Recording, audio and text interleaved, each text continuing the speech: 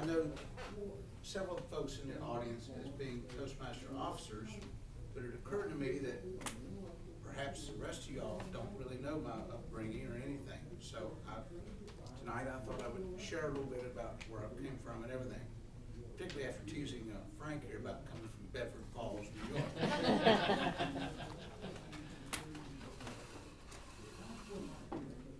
I grew up in the small town of Christiansburg, Virginia, which is 15 miles from Blacksburg, where Virginia Tech is.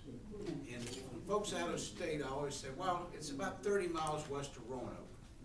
And because folks from out of state have a general idea where Roanoke is in the state of Virginia. My dad grew up in that hometown and married my mom. And during World War II, he was in the Marine Corps. And this is a photo of the two of them, with him with his Marine uniform on. And back in the mid to late 50s, that was a great small town to grow up in. Everybody knew each other. I had teachers that had taught my dad and had taught all both my sisters and everything. So no one would mess with a kid. Everything was really, really cool. So growing up there was just great. My grandfather was a telegrapher on the railroad, and his sons, two of his sons, worked for the Norfolk Southern Railroad. One was a station agent, the other was vice president. My dad had wanted nothing to do with the railroad when he got out of the Marine Corps, but two of the three did. So that was very nice. My first chance of being a leader of any sort was being in the Boy Scouts.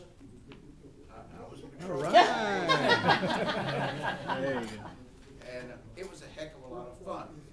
I did learn one of my life's challenges while I was in the Boy Scouts, trying to learn to swim. I took lessons for 10 years solid. They drug me out of a couple of lakes. I never did pass the bloody swimming test. And that was my worry about going into the Navy. I was afraid I was going to drown trying to pass the swimming test. But I get ahead of myself.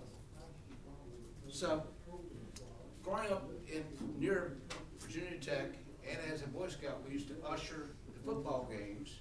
So where do you want to go to school? Well, Virginia Tech, of course. My dad was class of 51, and I think that helped me get in. I'm one of those fellows that during a school night where they talked about careers, I really picked up on engineering. So I applied for Virginia Tech Engineering and Virginia Tech Cadet Corps. The movie looked great. It seemed like a heck of a lot of fun. Oh boy. Anyway, and that was not a real popular time to be in ROTC during Vietnam. But your dad should have approved. Instant bad guy. So what the heck? So I went to Virginia Tech and managed to stick it out through the freshman year of engineering, which is incredibly tough.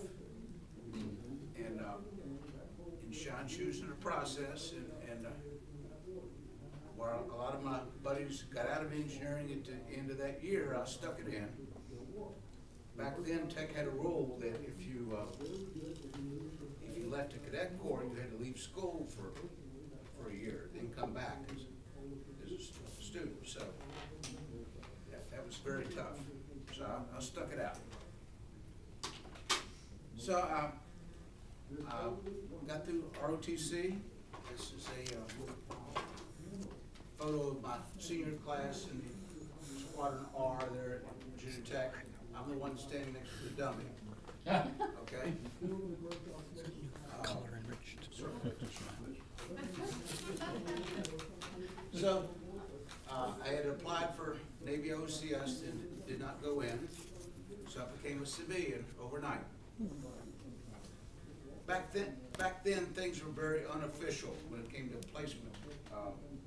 There was a 3x5 card on the bulletin board there at school about we're looking for freshmen for junior engineers. Oh yeah, so I gave him a call, got a job in Baltimore, did a year in Metairie, Louisiana, of me as a young engineer in Charleston, West Virginia.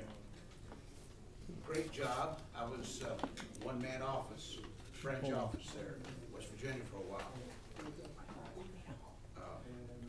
Still a bachelor, so it was fun.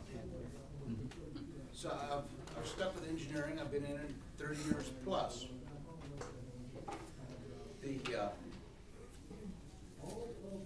Ended up in Maryland where gained a family, and this is a photo of me and my family when right before we moved to Tidewater area. I was not a Toastmaster in Maryland. I got recruited for Toastmasters when I came to the Tidewater area. I joined Unity Toastmasters in '93 in the springtime, and a lady in the club says, well, you know, we're going to need a BPE come June. It's been downhill ever since. I've been a Toastmaster since '93. I was first a district officer in 1995 as an area governor, either working for you or you were LGM at the time, LGET. And I've been a Toastmaster officer on and off since 1995, reaching the slot of district governor this year. And it's been a learning experience along with the ups and downs of my career, plus the ups and downs of Toastmaster service. You all who are officers in the room are quite aware of. And yes, as hometown boy, has gotten out of Christiansburg quite a bit. My mom used to say that about the only time I returned was when there was a contest or a football game or something like that. But, so I need to make a better point of getting back home more often. But I'm still a hometown boy and still a Toastmaster leader.